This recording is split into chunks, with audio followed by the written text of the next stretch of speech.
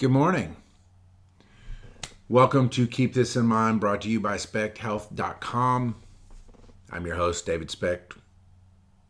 It's Friday, and I still believe the same three things even on Friday. I believe health matters more today than any time in our history.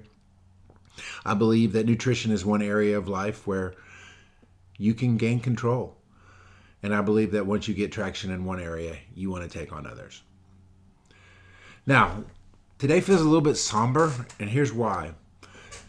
Just recently, I was able to celebrate a client of mine who had really done something amazing. Not only had he lost over 130 pounds on the program that we coach, but his doctor had taken him off of his diabetic medicine.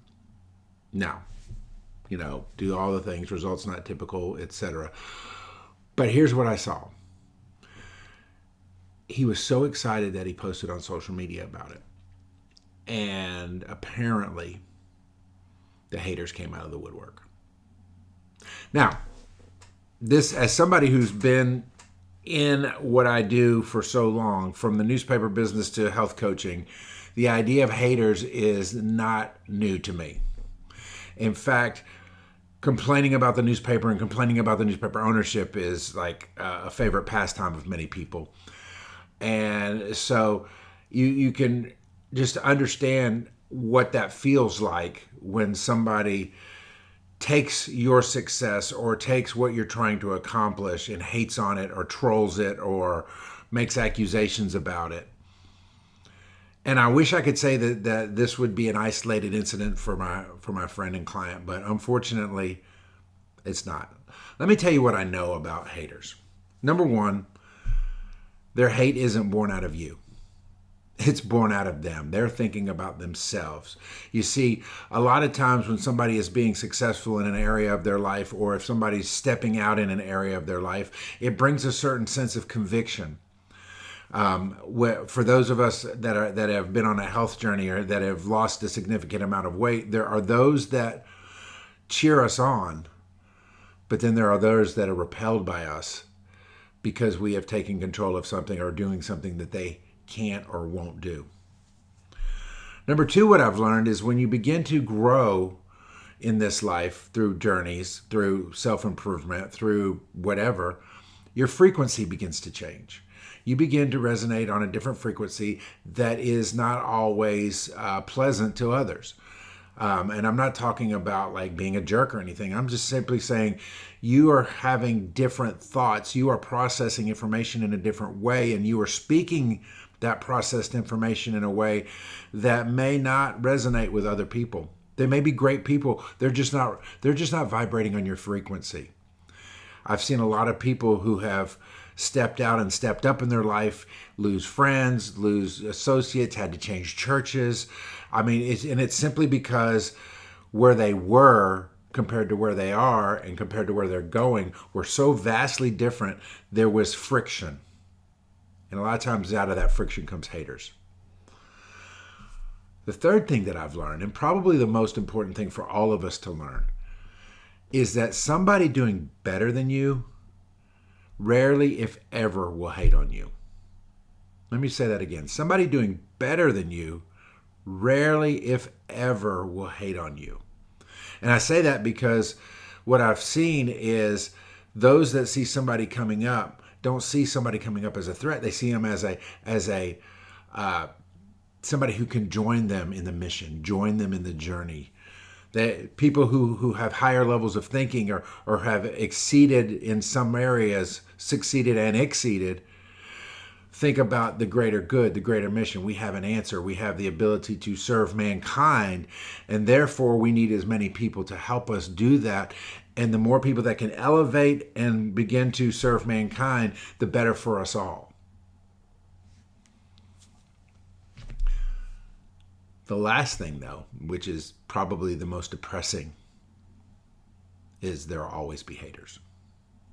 Ask any celebrity, ask any successful person, do you have haters? If there were no such thing as haters, if at some point you grew out of haters, there would not be a such thing as mean tweets on Jimmy Kimmel. So Understand that as you go through this life, there are going to be people who hate on you out of their own inadequacy, out of their own jealousy, out of their own whatever. But here's the thing. Do it anyway. Do it anyway. Grow anyway. Expand anyway. Take control anyway. Because here's the real truth. There are more people who need you to step out, to give them the courage to step out and to step up, than the people who hate you for doing it. In fact, sometimes, and this happened in my life, sometimes that hater will come around. They may ask you forgiveness, they may not. They may just simply stop the hating. But what's wonderful about it is we're all on this mission called life together. And while we may not all understand it, we can all glean something from it. And the idea that you have a hater may just be the indicator you needed to know that you're on the right path. I would be remiss if I didn't talk about when I wrote this book over there. There were people that asked me why I was writing a book. What was I trying to prove? Who am I to give advice in areas? What degree do I have? And all the things, right? And my mentor coach told me something. He said, where's their book? Simply writing a book, good or bad, puts you in an area that most people will never attempt. It's an exercise in courage to put your thoughts in paper and out into the marketplace where people can judge it. Now, I believe that this is a great work and that I did my due diligence, taking the experience from my life to help others who may be going through similar situations. So from that standpoint, I believe it's a great work. But there will be haters.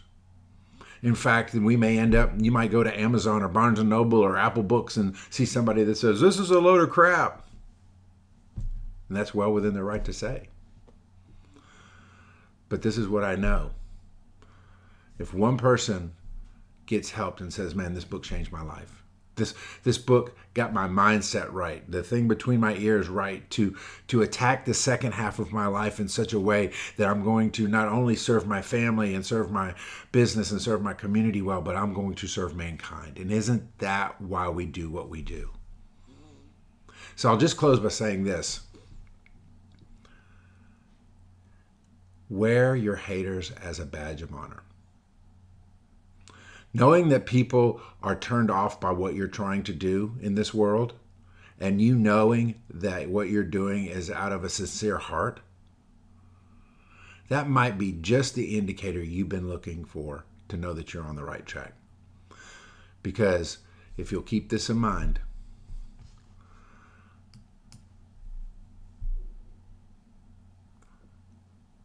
it's not about you. It's about those that you can help. And your story needs to be told, both to the haters and to the cheerleaders, because it matters. God bless.